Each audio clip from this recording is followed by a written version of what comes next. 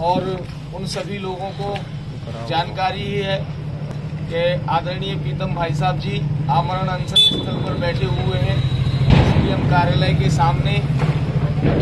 आज 7वां दिन पूरा हो चुका है और रोजाना हमारे साथी साथ में बैठ रहे हैं।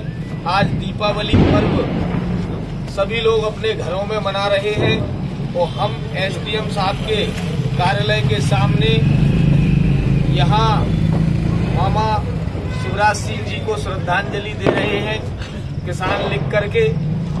और जैसा कि हमारे साथियों ने कहा है कि हमें उग्र आंदोलन करने पर मजबूर ना किया जाए। दीपावली पर्व पर आज हमने माननीय मुख्यमंत्री जी और माननीय प्रभारी मंत्री जी और जिले के अंदर जितने भी मंत्री हैं उन सभी से हमारा निवेदन है कि हमारी बात को ऊपर रखें और कलेक्टर महोदय से हमारा कहना है कि हमारी बात को आप जल्दी से जल्दी सुने। 2 दिन का समय आपको दे रहे हैं गोवर्धन पूजा का और भाई दूज की पूजा का, अन्यथा हमारी बात को नहीं सुनी जाती है और अन्यथा में आप हमारी बात को लेते हैं तो हम एक उग्र आंदोलन करेंगे और जितनी भी कुछ से लगी हुई सड़कें हैं हम पूरी सड़कों पर चक्का जाम करेंगे और जैसी भी स्थिति में होगा हम अपने हक अधिकारों को मांगेंगे नहीं, छीन कर ले लेंगे। ये ऐसी स्थिति बनाने के लिए जितने भी हमारे युवा साथी हैं सभी लोग तैयार हैं। वैसे भी किसान भुखमरी की कागार पर आ गया है इस भाजपा सरकार में और मामा की सरकार में। दलालों का यहाँ पर कब्जा हो चुका है। चाहे वो नेता बने वो भी दलाल है और चाहे अधिकारी हो वो भी दलाल है। ये हम देख रहे होंगे तहसील के सामने बैठे हुए हैं और इस तहसील में भ्रष्टाचार का बहुत बड़ा रूप है। यहाँ पर भ्रष्टाचारियों का अड्डा है और भ्रष्टाचार यहाँ पर कगार पर पहुँच चुका है। और किसानों को जैसे कि पशु पक्षी मर जाते हैं और हम उनको जंगलों में फेंक के आते हैं, उनको जितने भी मांसाहारी जानवर उनको जिस तरीके से खाते हैं उसी तरीके से यहाँ किसान को इस सरकार में इस तहसील में खाया जाता है। हर प्रकार से अन्नदाता किसानों के हक अधिकारों को मारा जा रहा है और छीना जा रहा है।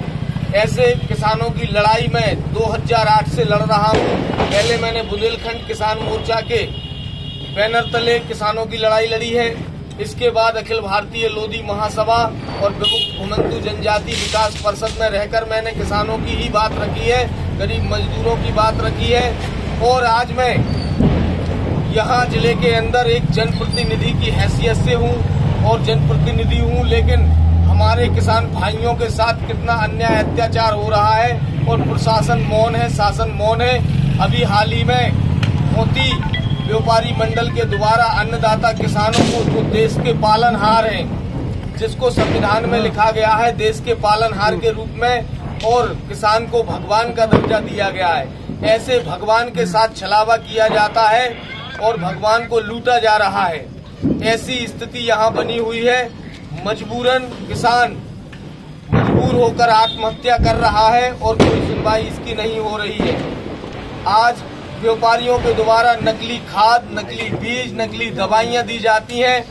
मैंने 10 अक्टूबर में अपने जिला पंचायत सदस्य के लेटर पैड पर भी लिख के दिया माननीय कलेक्टर महोदय को, तहसीलदार महोदय के हाथों से यहाँ तहसील में उपस्थित होकर भिजवाया। उस पर सभी प्रकार से किसानों की मांगों को रखा मैंने और उसमें मुख्य मांग रखी मैंने कि अभी हाल ही में किसानों को खाद, बीज, दवाइयों की जरूरत पड़ने वाली है और व्यापारियों को इतला कर दे कि कोई भी खाद बीज नकली किसानों को, अन्नदाता किसानों को ना दे।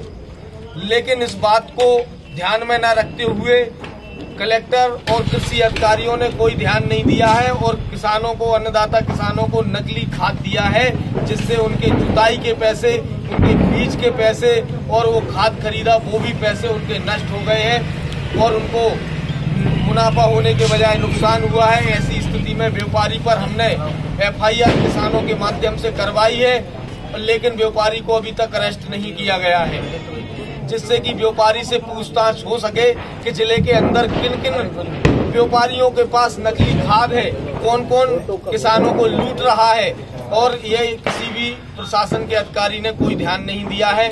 और दोज के बाद हम स्वयं दोबारा वहां पर जाएंगे, स्थिति को समझेंगे, देखेंगे कि कैसा क्या हो रहा है। अभी हमने कलेक्टर साहब से और कृषि अधिकारी, जिला अधिकारी तोमर साहब से बात की थी, तो उस व्यक्ति को पकड़वा करके ये पूछताछ नहीं की गई है, बल्कि कोई आदमी चप्पल चोरी कर ले जाता, उसको हाल अरेस्ट करके ले जाते और उसमें डंडे मार मार के उससे पूछते कि बेटा किसके यहाँ से चप्पल चोरी की है, जबकि अन्नदाता किसानों को लूट रहे हैं।